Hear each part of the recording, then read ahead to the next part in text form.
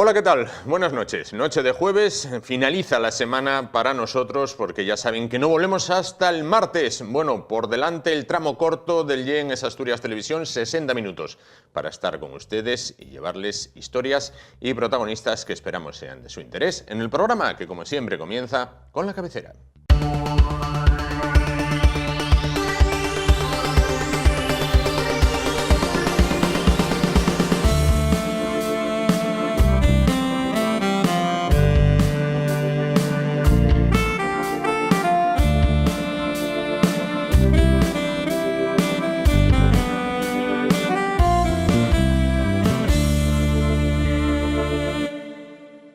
Bueno, pues comenzamos el programa de esta noche, bueno, pues hablando de salud, de temas que les interesan y poniéndonos en manos de profesionales. En este caso, bueno, pues como es habitual cada mes, vamos a hablar con profesionales de la farmacia, más concretamente de la farmacia de Ana, ubicada en Oviedo, en la calle Silla del Rey. Hablamos con su farmacéutico, José Obeso. ¿Qué tal? Buenas noches. Hola, buenas noches. ¿Qué tal? Bueno, antes de tratar el tema que hoy nos ocupa, que es el de la vista, que quizás sea, bueno, pues uno de los mayores tesoros que poseemos, hay que ceñirse a la actualidad. Se ha producido una retirada de lotes de leche para lactantes, además, bueno, fabricada en Asturias. ¿Qué hay acerca de esto? Hay dos marcas afectadas, una es Modilac, que creo que en España prácticamente no se distribuye, y otra es Blemil, pero bueno, sí que hay noticias que hablan de la marca Blemil en general y quizá eso sea un error porque solo están afectados unos pocos lotes de la Blemil con arroz, tanto de la leche inicial de 0 a 6 meses como de 6 a 1 año. Quizá lo más importante es que se está fabricándose en Asturias y que, bueno, que la planta pues, va a estar parada unos meses, pero los problemas que se detectaron no son graves y que son brotes de salmonela que se solucionaron sin problema, no hubo ningún niño que esté ingresado, pero bueno, sí que evitar que haya una alarma general que afecte a las leches infantiles y a la marca en general, porque no es así. Solo están 2 tipos de leche afectados, las 2 son con arroz y está detectado el problema. Si alguien consumió el producto y nota algo, rápidamente al médico, ¿no? Sí, si nota algo sí, pero bueno, la incubación de la salmonela es rápida y a no ser que haya llevado un bote nuevo ayer y estuviese afectado y lo podría notar hoy o mañana, pero en principio tiene que haber tranquilidad, como siempre en estos casos. Si hubiese algo ya se habría detectado. Perfecto. Bueno, vamos a tratar acerca de la vista. En este caso, decía yo, bueno, pues la vista quizás uno de nuestros mayores tesoros. ¿Por qué los ojos son nuestra mejor inversión? Realmente los estamos utilizando continuamente y son nuestra forma de comunicarnos con los demás, nuestra ventana, y no les prestamos prácticamente la atención que necesitarían. En cambio, tratamientos cosméticos, etcétera, son mucho más habituales. Los ojos son fuertes, realmente son fuertes porque sufren muchas agresiones y las aguantan, pero también son muy delicados y cualquier alteración puede modificar todo su funcionamiento y puede ser molesto. Por eso hay que tener claro unas nociones mínimas de cómo cuidarlos, saber que su conservación a largo plazo es importante y bueno, que no sea no esperar a que haya un problema para tratarlo. Para ir por ello. Bueno, vamos a ir desde lo más pequeño, de los más pequeños de la casa. ¿Cómo podemos detectar si un niño sufre algún problema de visión? Porque claro, él quizás no sea capaz de explicar, ya ha nacido con ello y para él es normal lo que ve, pero no lo es. Claro, muchas veces nos encontramos con el problema de la comunicación con los niños, sobre todo en los primeros años, entonces hay que fijarse en qué actitudes tienen, qué hábitos, y muchas veces podemos ver que tienen escozor de ojos, que se los frotan, que adquieren malas posturas en los juegos, en el estudio, que incluso bizquean. Pero sobre todo lo que es determinante ya son momentos en que hay una falta de adaptación, en que no se integran con el entorno, sobre todo cuando empiezan al cole o a la guardería. Claro. Muchas veces lo enmascaramos como una falta de interés del niño, como pues eso, que no tiene capacidades y normalmente suelen ser problemas de vista que si se solucionan a tiempo el niño agradece enormemente y que además, bueno, suelen tener un buen diagnóstico. ¿Qué debemos hacer cuando ocurre esto? Ir al oftalmólogo corriendo porque es quien tiene que diagnosticar qué problema hay. Claro. Si el problema necesita una corrección visual, es decir, gafas o un parche, tenemos que normalizar la situación. El niño ya, como digo, va a estar muy agradecido porque hasta ahora no veía bien, va a hacer un montón de cosas de otra manera. Además tuve un caso cercano y es que ahora estos últimos días y me sorprendió sobre todo esa actitud del niño, de que él lo ve como algo lógico, normal, y somos nosotros quizás los que vemos un problema donde no lo hay. Hay que normalizarlo porque lo interesante es que ese niño cumpla tratamiento, tanto dándole la importancia necesaria para que el niño lo haga, como no dándole demasiada para que no se sienta algo diferente. La mayoría de los tratamientos en niños suelen tener muy buen diagnóstico y a los pocos años suele ser posible prescindir de las gafas, salvo si el niño es miope. También es verdad que los miopes se diagnostican un poco más adelante y no tienen tanto problema en cuanto a la integración visual. Pero bueno, lo básico es eso, que normalicemos la situación y que el niño pueda subsanar el problema. Claro. Bueno, para aquellos que tenemos hijos, alguna vez nos enfrentamos a la terrible batalla del colirio. Bueno, ¿cómo hacer para que...? Bueno... Pues o llamamos a la Guardia Civil o podemos decirle al niño, un truco que empleamos mucho en farmacia cuando viene un padre a por un colirio, es decirle que tumba al niño, que le diga que esté tranquilo, que cierre los ojos, con una toallita específica de higiene ocular se limpia la zona del contorno del ojo, el párpado, etcétera, y se deposita la gota en el lacrimal, en esta zona, con el ojo cerrado. Se le dice al niño que abra el ojo, la gota entra y estás aplicando el tratamiento sin que sea una molestia para el niño, sin que sea una agresión. Y sin que haya un 2 de mayo en esa casa, intentando que el chiquillo no cierre el ojo y no patalee, y bueno, tremendo. Bueno, muchas veces tenemos que preguntarnos en qué medida afecta nuestro estilo de vida al bienestar ocular. Pues como siempre, mucho. El estrés, siempre hablamos de que es un mal compañero de viaje, los malos hábitos también, humo, exceso de radiación, de tomar sol, de no usar las gafas adecuadas, la alimentación es muy importante. Al final esto lo que provoca es que no se regeneren correctamente los tejidos del ojo y se desarrollen patologías oculares que, si bien no son muy graves, sí que son muy molestas. Entonces, bueno, debemos tener claros los hábitos diarios para evitar este tipo de problemática. ¿Las lentillas pueden dañar el ojo?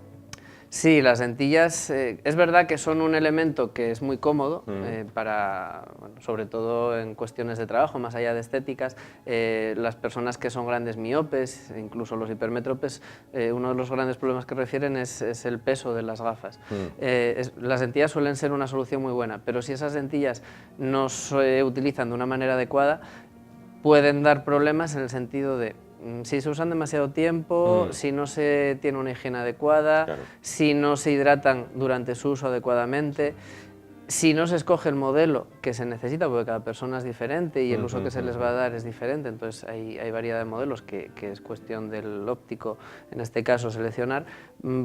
Es fácil que surjan problemas que en este caso suelen ser heriditas en la córnea, en la piel por llamarlo de alguna manera, del ojo, en la mucosa del ojo, que son muy difíciles de curar. En estos casos el tratamiento es dejar de usar la lentilla, por supuesto, aplicar el tratamiento que paute el oftalmólogo y, una vez subsanado el problema, no volver a caer en el error, sino ver qué era lo que estaba fallando, no repetirlo. Incluso se puede llegar al extremo de que una persona no puede usar lentillas porque tiene normalmente ojo seco, que veremos más adelante, y necesita simplemente la corrección con gafas. Claro.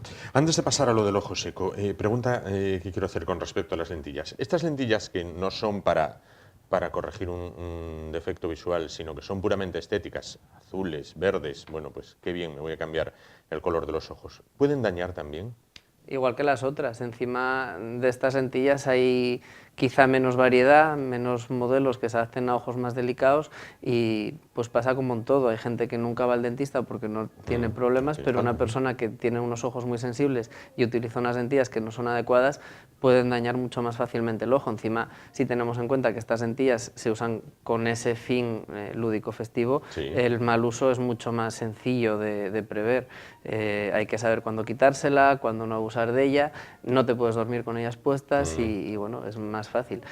Yo alguna vez sí que, bueno, pues las utilizamos en la carrera, las veíamos y bueno, no les acabo de ver la necesidad, pero es verdad que es una demanda del mercado y como tal hay que saber explicárselo al cliente. Claro. Bueno, cuando entramos ya en lo de la imagen personal de cada uno, ahí Claro. es cada uno, ¿no? Bueno, el ojo seco que citabas antes, ¿es tan común padecerlo? Es más común de lo que debería. Como decíamos, el tipo de vida que llevamos, unido a muchos tratamientos de medicamentos, muchas enfermedades crónicas, diabetes, etcétera, facilitan que la estructura de la córnea, en este caso, se desestructure y haya pequeñas heriditas y se vayan formando esas lesiones.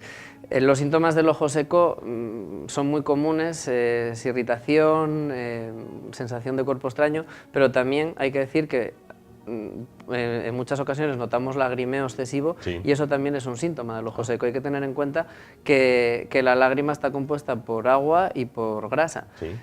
Si la capa de grasa no evita que se evapore la parte acuosa, estamos generando lágrima continuamente y da esa sensación. Por eso estamos haciendo en la farmacia una campaña de screening, porque mucha gente padece el problema, lo ve como algo habitual en sus ojos, como tantas otras cosas que llevamos a diario y que no nos damos cuenta que se pueden solucionar, y bueno, con eso estamos intentando evitar el desarrollo de patologías más importantes a la larga. ¿Qué es la vista cansada? ¿Cómo nos afecta? Pues la vista cansada es algo que antes o después nos va a llegar a todos, independientemente de los problemas que tengamos oculares. No, porque la vista cansada se debe al mal funcionamiento, al desgaste de un músculo. El músculo es el cristalino, que está detrás de la estructura bueno, de la córnea y del iris, y la función del cristalino es encogerse o contraerse para conseguir enfocar la imagen en la zona correcta. Está usándose permanentemente, todo el tiempo estamos leyendo, acercándonos a alguien, a los ordenadores, al trabajo. Entonces llega un momento que va perdiendo esa funcionalidad. El efecto es que tiene menos capacidad para hacer la imagen correcta o enfocar esa imagen. Vamos poco a poco viendo esa imagen más borrosa y la única solución es el uso de lentes de cerca, como se dice comúnmente. Si una persona ya es de por sí miope o hipermétrope y está usando gafas, pues bueno, lo más correcto sería intentar usar un progresivo que va a facilitar el cambio de distancias en cuanto a la vista y va a hacer más llevadero el día a día de esa persona. Pero lo que no se puede es forzar. Si ves mal de cerca, sigues forzando la visión, ese músculo se va a degenerar mucho más rápido que si no lo hiciste antes, que si actúas correctamente. ¿Es difícil adaptarse a unas progresivas, la persona que nunca las utilizó? Pues que es como todo, antes era mucho más difícil que ahora porque las técnicas cambian. Bueno, en los progresivos se habla del paso, digamos que es la distancia que en la lente se recorre de lejos a cerca, y ahora están mucho más integrados, mucho más fácil cambiar esa distancia. Antes, bueno, había un pasillo muy estrecho en el que podías perder la imagen. Ahora, como digo, están desarrollados lentes mucho más sencillas de utilizar, incluso en lentillas se utilizan progresivos con muy buen resultado. ¿Esto tiene relación con la aparición de cataratas? Sí, no, como todo, la aparición de cataratas se asocia últimamente, hay estudios que lo demuestran, a la oxidación de esos tejidos. Como decía, cuanto más se carga el cristalino, cuanto peores hábitos haya, cuantas más enfermedades o factores de riesgo tenga una persona que le puedan producir cualquier daño en la córnea que genere una opacidad, esas pequeñas heriditas de las que hablábamos antes, más fácil es que se desarrolle la catarata. Está claro que si es importante la oxidación de esos tejidos, es importante la prevención con antioxidantes. Al final los vamos como siempre a la dieta. Según qué comas y qué suplementes, vas a prevenir o no la aparición de ciertas enfermedades. En este caso, pues suplementar con antioxidantes o comer más fruta y verdura va a ser siempre beneficioso. Quiero preguntarte, ¿las cataratas son hereditarias? Quiero decir, si las tuvo tu bisabuela, tu abuela, tu madre, ¿tienes muchas papeletas de tenerlas? Tienen un componente hereditario, pero es lo mismo que siempre, no podemos decir que porque las hayan tenido tú las vas a tener. Tú puedes tener más predisposición o no a desarrollar cataratas, pero porque tienes predisposición a desarrollar diabetes, esa diabetes te va a facilitar que aparezca una catarata.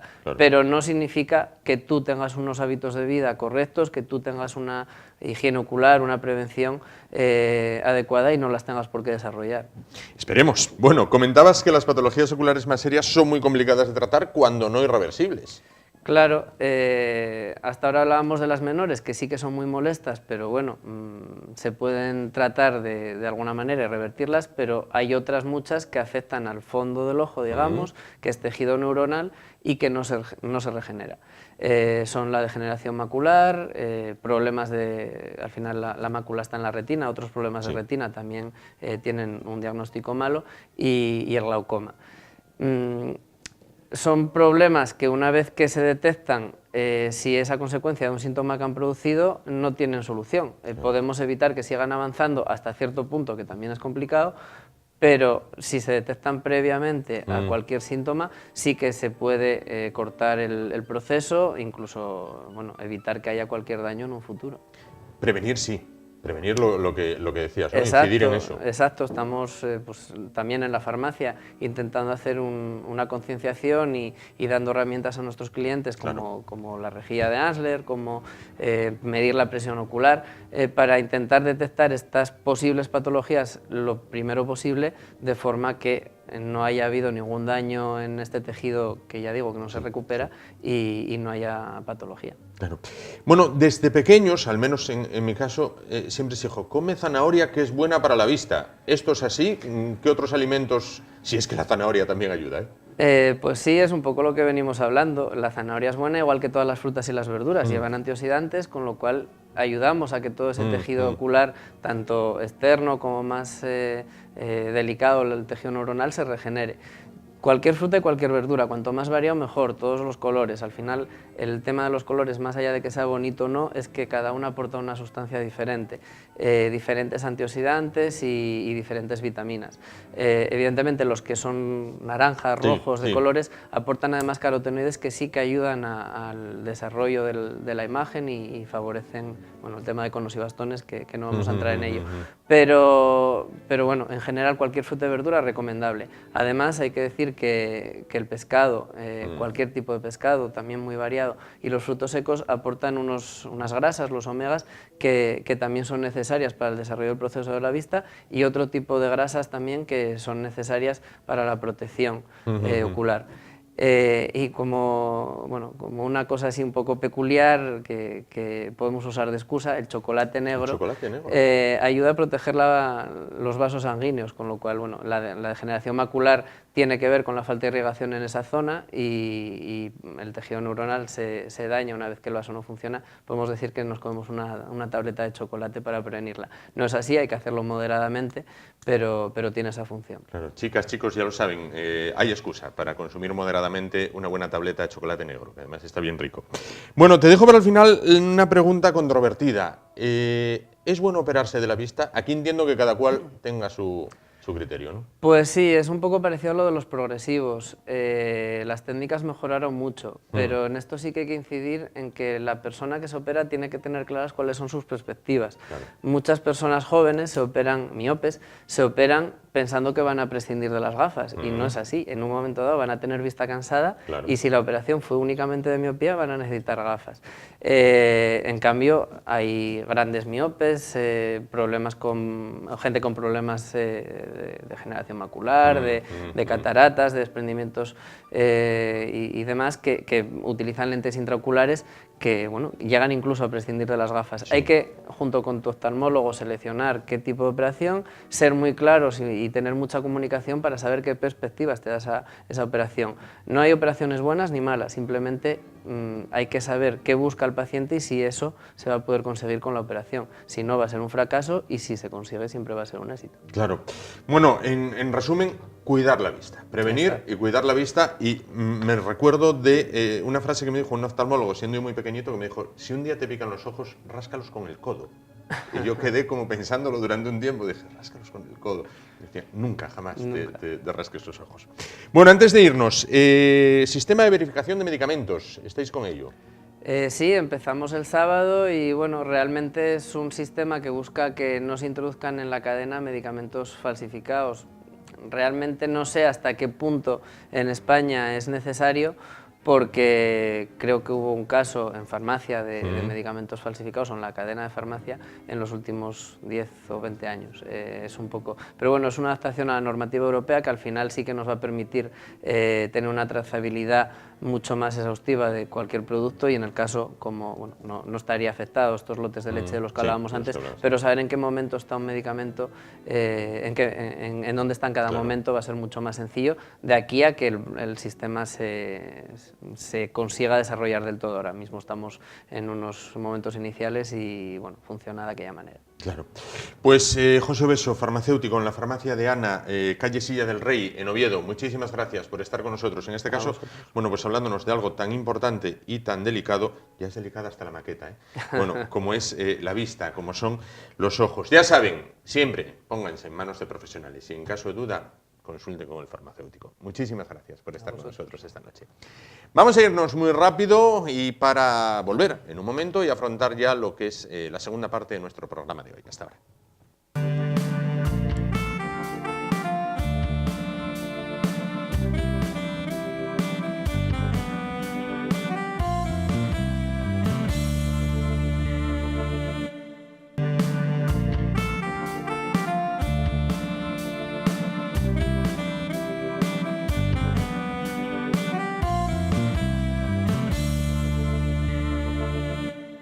Bueno, pues vamos a continuar ya el programa de esta noche. Vamos a hacer un alto en el camino para hablar de un evento que tiene lugar, bueno, pues este sábado en el Teatro de la Felguera. Se trata de la tercera edición o la tercera gala de entrega de los premios TEIC. Los primeros premios que reconocen la labor de las actrices y de los actores de doblaje en nuestro país. Como recordarán, el año pasado ya les hablábamos de ello, se celebraba la gala en el Teatro Filarmónica de la capital asturiana. Bueno, pues como ven, son unos premios itinerantes por la geografía asturiana. En este caso, bueno, pues visitan una de las cuencas mineras de nuestra región. Y ahí en el teatro, bueno, pues se van a dar cita algunas de las voces más prestigiosas, algunas de las voces más conocidas, algunas de las voces que a los que ya tenemos una edad nos han acompañado a lo largo del tiempo, tanto en el cine como en la televisión y ahora en los más jóvenes, incluso en los videojuegos. Bueno, para hablar de todo esto se encuentra esta noche con nosotros la directora de estos premios, de los premios TEIC, es Carlota Fernández. ¿Qué tal? Buenas noches. Hola, buenas noches. Bueno, pues entonces, nueva edición, tercera ya, de estos premios. ¿Qué nos vamos a encontrar el sábado a partir de las 7:30? 7:30, ¿no? 7 de la tarde. 7 de la tarde en el Teatro de la Felguera, una gala que posteriormente será retransmitida el día 2 de marzo, sábado. Bueno, pues el horario ya se lo confirmaremos, bueno, pues será emitida en esta casa. Pero bueno, Carlota, vamos con lo que nos ocupa, la gala del sábado. ¿Qué nos vamos a encontrar? Pues lo que vamos a ver es una entrega de premios a todos los profesionales de doblaje y este año no solo se premian a actores, también se premian a personas de producción, trabajos que no son tan visibles como la traducción, el ajuste de adaptación y luego hay muchas categorías, está el cine, que es lo más famoso, y la televisión, pero también están los documentales y docu-realities, están los videojuegos, o sea, se va haciendo... se va premiando todo el campo que abarca el doblaje y bueno, todo el trabajo que está relacionado con también las producciones de doblaje. Claro, es decir, no solamente los que están en primera línea, sino los que sustentan a esa primera línea, ¿no? Claro, porque en realidad son todos muy importantes, o sea, es tan importante la traducción como el ajuste, porque si, por ejemplo, tú ves una serie en versión original en inglés y la frase dura pues varias palabras y luego la traducción queda en una sola palabra, es trabajo del ajustador pues hacer que no pierda sentido la conversación, pero que se ajuste a la vocalización para que parezca que la persona está hablando en el idioma doblado, o sea, claro, que quede bien. ¿Qué nombres nos vamos a encontrar entre los premiados y qué papeles representan? Porque claro, el problema de los actores, de las actrices de doblaje, es que podemos decir el nombre y la gente, el gran público se queda como en plan de... pero claro, luego dices, no, es la voz de este, es la voz de este otro. Bueno, ¿quiénes nos vamos a encontrar, por ejemplo? Pues nos vamos a encontrar a Mercedes Montalá, por ejemplo, que sí, igual nadie sabe quién es, pero es la voz de Julia Roberts o de Sharon Stone, es una de las míticas voces del cine y la televisión en España, pues es una de las premiadas que va a venir. También Nuria Trifol pues dobla normalmente a Natalie Portman o Anne Hathaway, voces de actrices más jóvenes. Sí, también. Sí. Va doblando a diferentes actrices pues, de este tipo de voces. Una voz muy reconocible, Nuria Trifol, tanto Mercedes Montalá como Nuria Trifol son muy reconocibles y todo el mundo, yo creo que todo el mundo las conoce. Y luego también se premian con el Take a toda una vida a actores veteranos como Arsenio Corsellas, que es Sean Connery, básicamente. Bueno, hay grandes actores míticos porque lleva doblando desde hace más de 50 años. Y también Celica Torcal, que es muy famosa por haber sido la voz de Heidi, de la serie de animación Heidi, también fue Lois Lane de Superman, la Lois Lane clásica, e hizo, bueno, esta mujer hizo no solo doblaje, normalmente estos actores tan veteranos también hacían teatro, hacían muchas otras cosas, donde son personas que reciben el premio de toda su trayectoria. Luego también hay premios para videojuegos, ¿no? Se premia la producción de Far Cry 5.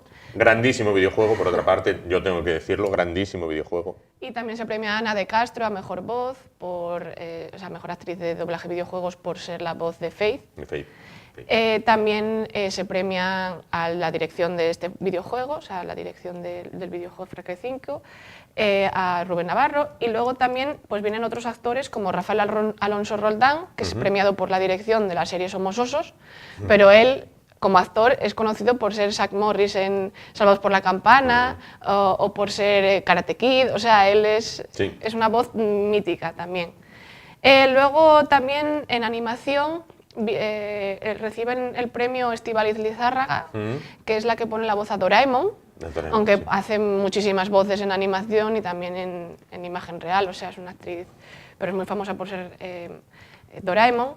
Y luego también pues, se premian a otros como Jorge Tomé, que es famoso por ser voz de docu-realities, también se le premia, y el mítico José María del Río a Mejor Locución Narración en Documentales, que es la voz típica de los documentales de la 2, que todos conocemos, pues ese es José María del Río. Luego hay un premio para cantante, Sol Pilas, que es la que cantaba Chiquitina, todas las canciones míticas de los años 80, de los openings de las series, pues lo cantaba ella. Y entonces ella pues, se le premia por su trayectoria profesional cantando, porque cantaba todo, Chicho Terremoto, yo qué sé, todo lo cantaba ella, Bateadores, todas estas series. Casi nada. Y esta es una cantante pues, que ha hecho muchísimo, entonces tiene y una voz espectacular también. Claro. Entonces, bueno, son un total de 26 categorías, nada más y nada menos. Eso es, 26 categorías, sí. Claro, aproximadamente 2 horas y media de gala. Bueno, importancia del doblaje. Ahora, cada tanto, bueno, pues sale gente, cada cual tiene su gusto, que dice, no, las películas tendrían que ser en versión original. Yo particularmente prefiero verlas en español, vale. Luego cada cual ya tiene su gusto, ¿eh? Sí. Pero el doblaje, ¿tiene la importancia que debería tener en este país? Yo creo que la gente sí se queja cuando un doblaje está mal hecho o tal, y sabe cuando las voces son muy buenas, pues lo agradecen. Y el doblaje es necesario realmente porque aunque haya gente que diga, no, yo hablo inglés, lo veo en versión original, a día de hoy las televisiones tienen para cambiar el audio y lo puedes hacer. Pero el problema es que ahora vemos producciones de la India, de Corea, de Japón, a menos que hables 20 idiomas, necesitas tenerlo doblado porque muchas ficciones son de mucha imagen, explosiones, tal, y se sabe que pierdes leyendo los subtítulos, pierdes la referencia. Y entonces eso, a día de hoy, que puedes elegir, pues la gente que quiera verlo doblado porque quiera disfrutar realmente de lo que está viendo, no tenga que andar leyendo ni nada, pues el doblaje, un buen doblaje es completamente necesario. Y además, si está bien hecho, no lo notas. Claro, el año pasado, cuando retransmitíamos la gala de la segunda edición y conocíamos a muchas de las actrices y los actores de doblaje, son gente que no son nada divos, eran gente, vamos, como de andar por casa, de los que te puedes encontrar en el bus o comprando en una tienda, todos amabilísimos. Sí, son gente sencilla además, porque es que claro, la gente conoce sus voces, pero ellos la cara, cuando van por la calle no los suelen reconocer. Hombre, algunos sí que son actores de imagen real y tal, pero normalmente son los actores de doblaje que solo se dedican al doblaje o a locuciones, pues claro, normalmente no saben. Eso sí, cuando hablan, a veces sí que los reconocen y eso, pero sí es gente muy... Claro. Dos de las categorías que premiáis han contado con voto popular, digamos. Sí. Bueno, abríais una encuesta, abríais unas votaciones. Dime cuántos votos han conseguido cada uno, aproximado. Pues Blanca Rada, que es la voz de Tai de Digimon o de Manny de Modern Family, recibió aproximadamente 38.000 votos. 38.000 votos. 38.000 votos, sí. Más capacidad que el Molinón y que el Tartiere. Ahí es nada. Y Pablo Tribaldos, que fue el ganador en la categoría de actor, 31.000. Bueno, más, ganó 31.008, me parece. Tengo las cifras por ahí. Es impresionante. Sí, sí, o sea, es el año, porque esto se lleva haciendo desde, o sea, los premios TIC ya es la tercera edición, este año fue el que más votos ha recibido. Se triplicó, o sea, el primer año fueron unos poquitos votos, el segundo año ya había miles de votos, pero en este ya estamos hablando de decenas de miles de votos. Miles de votos, bueno. Va a haber música también a cargo de la banda de gaitas, ¿verdad? De Langreo. De Langreo, sí. La banda de gaitas de Langreo. Bueno, contáis con esa colaboración entonces. Sí, van a tocar algunos temas y, bueno, el himno de Asturias, evidentemente, y para amenizar. Y además, como estamos en Asturias, que además es una región que no tiene apenas doblaje, y pues es un lugar muy curioso para reunirse de toda España, porque vienen actores y personas de toda España. O sea, se premia gente de País Vasco, de Galicia, de Andalucía, de Valencia, de Barcelona, de Madrid, y vienen aquí a tal. Y hay un premiado que es de Asturias también, porque se premia este año, se añadió una candidatura a Mejor Actor de Doblaje de Asturias. Claro, el doblaje de Asturias es muy minoritario, sí, pero existe, y entonces claro, para visibilizar que existe. Hay que reconocerlo también, claro. Conocíamos también el año pasado que hay como dos escuelas o dos tendencias en doblaje, la de Madrid y la de Barcelona, y se daban cita aquí. Gente que a lo mejor nunca se había visto, ¿no? Eso es, sí. Sí, porque, a ver, se hace doblaje en toda España. Lo que pasa es que, digamos que la mayor parte de las producciones se hacen en Madrid y Barcelona, pues porque, bueno, son ciudades más grandes, más importantes, pero, bueno, el doblaje se hace en otros sitios y doblajes muy buenos. Pero sí, es verdad que muchas veces vemos películas y no sabemos muy bien, o incluso hay producciones que son actores de Madrid y Barcelona, y entonces es una forma de reunirlos a todos. Claro. Y entonces está muy bien porque se reúnen eso de Barcelona, de Madrid, y son voces que todos conocen, las míticas voces del cine, pues están todos ahí juntos. Oye, ¿y ellos qué os dicen cuando os ponéis en contacto con ellos? Mira, que has conseguido el premio, ¿colaboran al máximo que pueden? A todos les gusta, o sea, de momento ningún premiado ha rechazado su premio, ninguno. O sea, siempre que llamas a una persona te agradece el premio porque, bueno, es un premio, o sea, claro, me parecería extraño que alguien lo... Pero bueno, nunca se sabe, nunca se sabe. En este caso no, todos agradecen el premio y les gusta recibirlo, sí. Claro. ¿De dónde os viene todo lo que hacéis con series, dibujos, videojuegos, cine? Bueno, estáis ahí en esa cruzada. Sí, nosotros lo vamos viendo y vamos decidiendo a quién premiamos y sobre todo pues intentamos ser lo más justos posible, pero bueno, no dejamos de ser fans y entonces, bueno, a veces, claro, tenemos nuestros gustos y tal, pero siempre intentamos premiar a las voces más importantes y también no solo a las más con más trayectoria, también hay voces con menos trayectoria, pero que nos gustan o que lo vemos y nos llama la atención cuando lo vemos en un videojuego, en una serie, en una película. Nos decías entrada libre para ver la gala. Sí, la gala es de acceso gratuito hasta completar aforo. La gente lo que tiene que hacer es ir al teatro y sacar la entrada, pero es gratis, o sea, sacas la entrada por temas de aforo, evidentemente.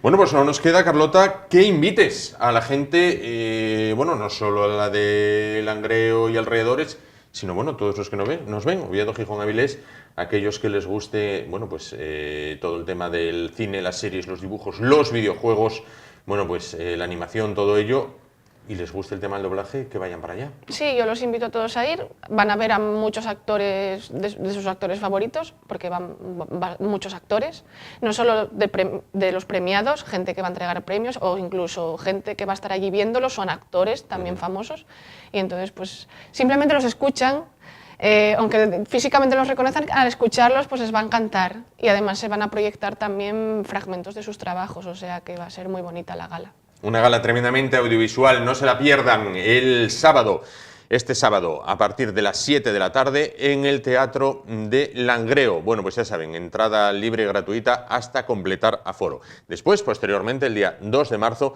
bueno, pues esta casa es Asturias Televisión, sábado 2 de marzo, la hora se la concretaremos, lógicamente, bueno, pues retransmitirá en diferido lo que es la gala de entrega de esta tercera edición de los premios TEIC. Carlota Fernández, directora de estos premios. Todo el ánimo del mundo para esta gala, toda la suerte del mundo, porque bueno, va a ser un éxito, sin duda. y enhorabuena por de nuevo llevar adelante este reconocimiento a estas personas que nos hacen ser tan felices al otro lado de la pantalla, pero que no los conocemos. Podríamos viajar con ellos en el bus y no darnos cuenta, nada más que decir esta voz me suena, qué voz más bonita, ¿no? Sí, es verdad. Efectivamente. Pues muy bien, nos vemos entonces el sábado. Y nosotros ahora nos vamos rápidamente para volver y afrontar ya lo que es la recta final del programa de hoy. Hasta ahora.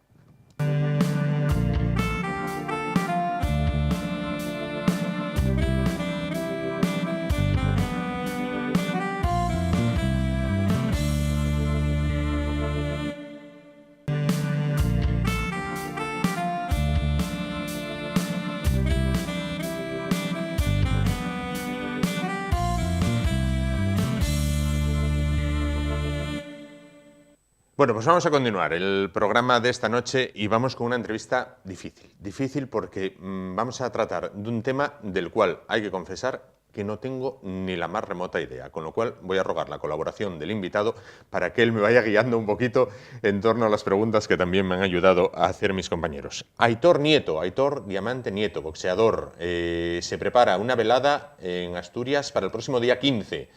Buenas noches, ¿qué tal? Muy buenas noches. Bueno, cuéntanos un poco. Pues vamos a hacer el Campeonato de España aquí en Oviedo, en el Palacio de los Deportes, el viernes 15 de febrero. Mi rival es un chico marroquí, viene de Alicante, Hansa Misawi, que es el aspirante oficial a hacer el Campeonato de España del peso welter. Claro. Va a haber otros 2 campeonatos de España, también entre asturianos. Uno de ellos, Jonathan Alonso, y luego que va a hacer el Campeonato de España del superligero. Y luego está Sergio Fernández, que lo llaman el Kaiser, contra José Fandiño, que son los 2 de Gijón, y van a hacer el Campeonato de España del peso medio. ¿Cómo te preparas para una competición como esta? Bueno, yo me preparo ya cuando hay combate, 3 meses antes ya empiezo la dieta. 3 meses antes tengo que empezar a hacer la dieta, preparación física y luego en el gimnasio lo que es el boxeo. ¿En qué consiste la dieta, por ejemplo? Pues yo ahora cambié de dieta porque yo tenía antes la de comer arroz y pollo y era muy cansino. Ahora es la de, se llama la de cetosis, que es la de comer grasas naturales. No puedes meter azúcar ni tampoco pasta, que tiene almidón. Entonces, con las grasas naturales es con lo que el cuerpo genera. ¿Queda Aitor para el rato? Mucho. ¿Sí? De momento sí, porque me encuentro muy bien. Tengo 35 años, pero me encuentro muy bien. Estoy boxeando con gente de 25, 26 años. O sea que ¿Y de qué momento... tal cuando te enfrentas, por ejemplo, a estos chicos, bueno, pues 10 años más jóvenes? Mira, le saqué 10 años en Francia, fui a boxear en febrero y le saqué 10 años y hicimos un combate a 12 asaltos, que yo creo que lo había ganado, solo que barrieron para casa y le dieron ganador a él, que era el título de la Unión Europea. Claro. Y mira, con 34 años que tenía, pues hicimos un buen combatazo. ¿Los árbitros tiran mucho para el de casa? Normalmente sí. Cuando vas a boxear fuera, pues tienes que hacer más que el de casa para ganar, que se vea, claro, que se vea que... o ganas antes del límite o... Una cosa que te quiero preguntar, que a mí siempre me llamó la atención. Vamos a ver, tú ahora, el próximo día 15, vas a combatir contra un chico, bueno, nos decías ahora, de Marruecos, tal. Yo supongo que a este chico tú no lo conoces personalmente. No, personalmente no. Personalmente no. Vale, entonces, por ejemplo, ¿cómo me puedes explicar para una persona que no entiende absolutamente nada de boxeo? Vamos a ver, ¿ayuda que él, por ejemplo, días antes en prensa, no sé, diga cosas, barbaridades sobre ti? Quiero decir, ¿ayuda a la hora de, cuando sales allí, decir, bueno, mira, por lo que dijiste, y ya, bueno, pues iniciar el combate? ¿O es, cómo te mentalizas para decir, bueno, ahí voy y tengo que...? Llevo muchos años en esto, entonces eso no se lleva, lo de que te dicen y tal es mucho en plan americano, no es, aquí no se lleva eso, aquí nos vemos el día anterior, que es el pesaje, el día 14 vamos a hacer el pesaje y ahí es el primer cara a cara que nos vemos, pero siempre hay un respeto y siempre intentamos ganar, pero sin hacernos daño, que nadie se manque ni nada. Claro. Claro. Entonces, esto de lanzarse cosas, no sé si de cara a la galería, ¿es más cuestión norteamericana? Sí, eso es más tipo americano, que vende más y eso. Nosotros somos más llanos.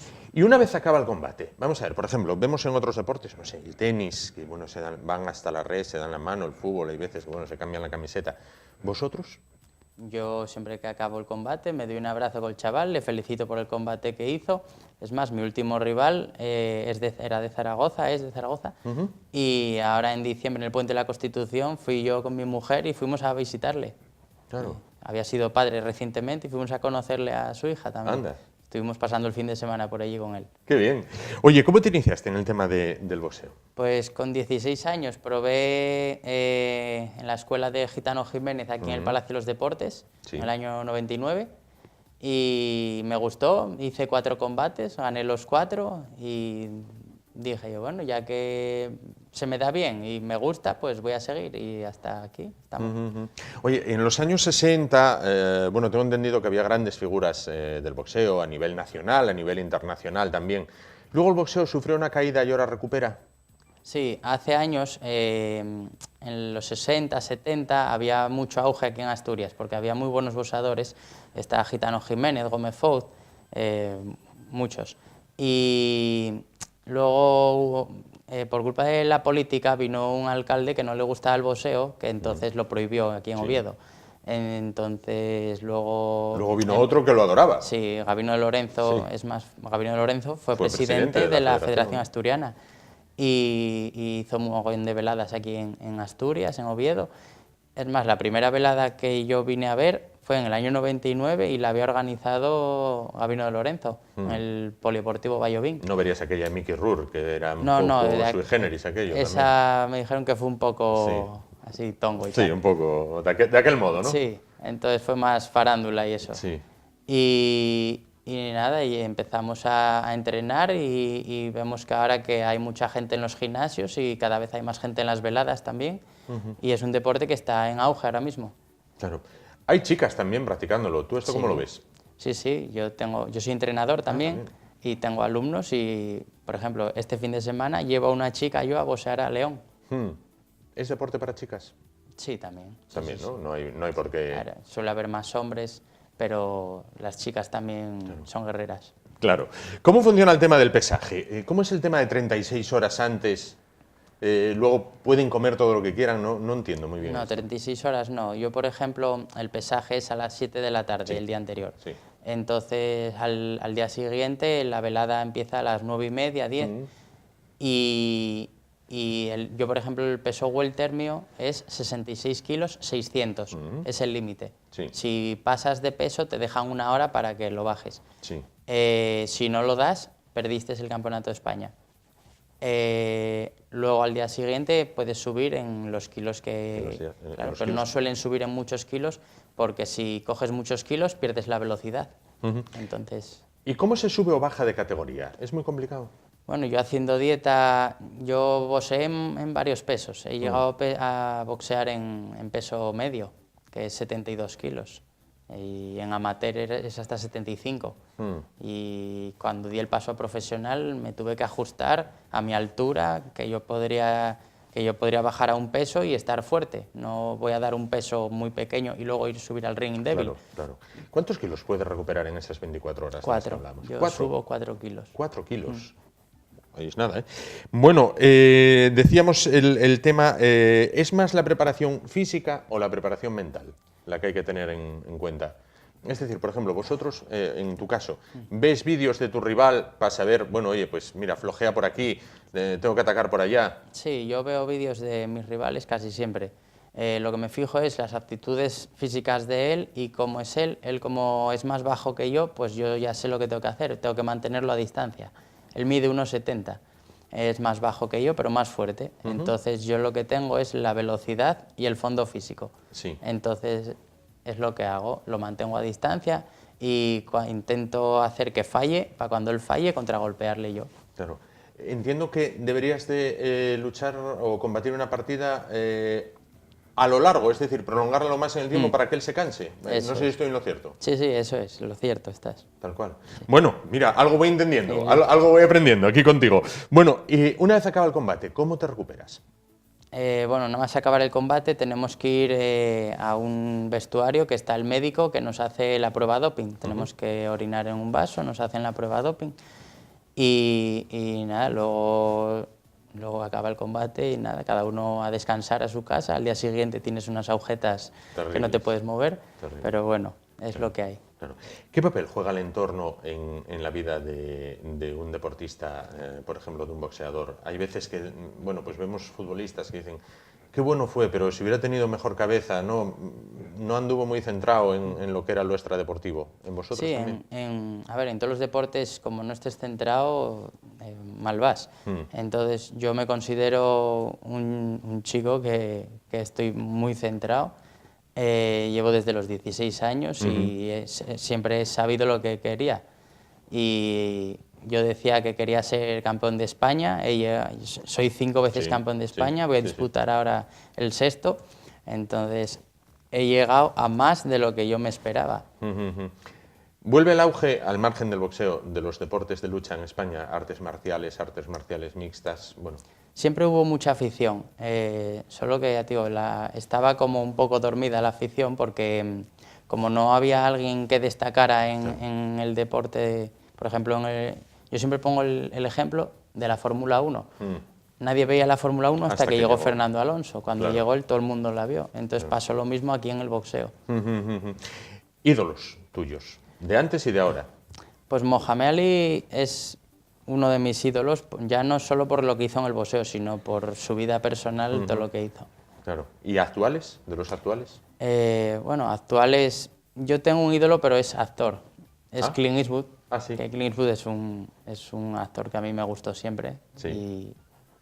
Y es al que sigo mucho, veo mucho sus películas. Claro, entonces, claro. es como...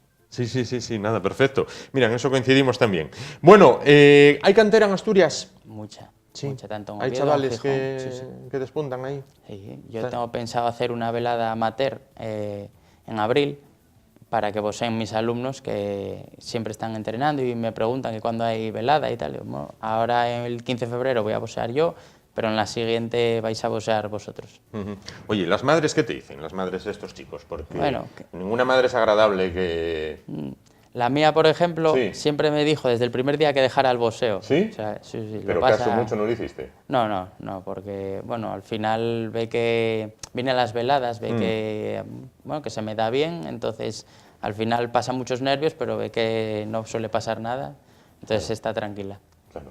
Bueno, supongo que será muy complicado organizar una velada, ¿no? Sí, entre buscar patrocinadores y concretar, casar los combates en los mismos pesos, que tengan los mismos combates, la misma edad, porque si eres menor de 18 años ya va por categorías de edad. Entonces, si eres mayor de 18 ya puedes boxear con uno de 25 o 26, claro. Pero pesando lo mismo, y yo suelo meter los mismos combates que tengan la misma distancia de kilos, de asaltos, de todo.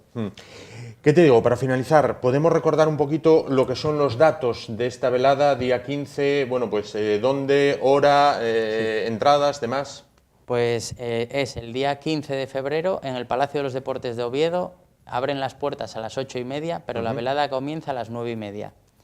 Van a ser unos 6 combates de boxeo profesional, van a ser todos profesionales. Y hay puntos de venta de entradas. La entrada más barata es desde 15 euros, que es en grada alta, y luego está en grada baja, que es 20, silla de ring 25 y las VIP a 40 euros. ¿Futuro asegurado del boxeo entonces en Asturias? ¿El qué? ¿Futuro asegurado del boxeo entonces? Sí. No, aquí el boxeo está asegurado porque cuando yo me retire tengo pensado seguir organizando eventos y que esto no pare. Claro. Oye, antes cuando nos colocaba mi compañera al micro, te decía, yo lo único que sé del boxeo es que mi padre dice que el mejor fue Cassius Clay. Y me decía, sí, tienes razón. ¿Fue tan mala la entrevista? No, la verdad que no. Y además ya sabes que... Salimos del paso, ¿no? Sí, Más salimos, o menos. No pasa nada. Pues algo más de boxeo a partir de hoy, ya sé. Aitor Nieto. Oye, ¿por qué lo de diamante? Pues mi padre tenía una cristalería y con lo único que se corta el cristal es con el diamante. Entonces me quedó el diamante. Bueno, pues nada, perfecto. Pues Aitor Diamante Nieto, muchísimas gracias por estar esta noche con nosotros. No sé si a vosotros os puede desear suerte, no sé cómo funciona esto. Que no haya mala suerte. Mejor. Que no haya mala suerte, pues que no haya mala suerte para el próximo día 15. Muchas gracias. Muchísimas gracias. Y nos vamos rápidamente a publicidad, vamos a cambiar totalmente de asunto. Hasta ahora.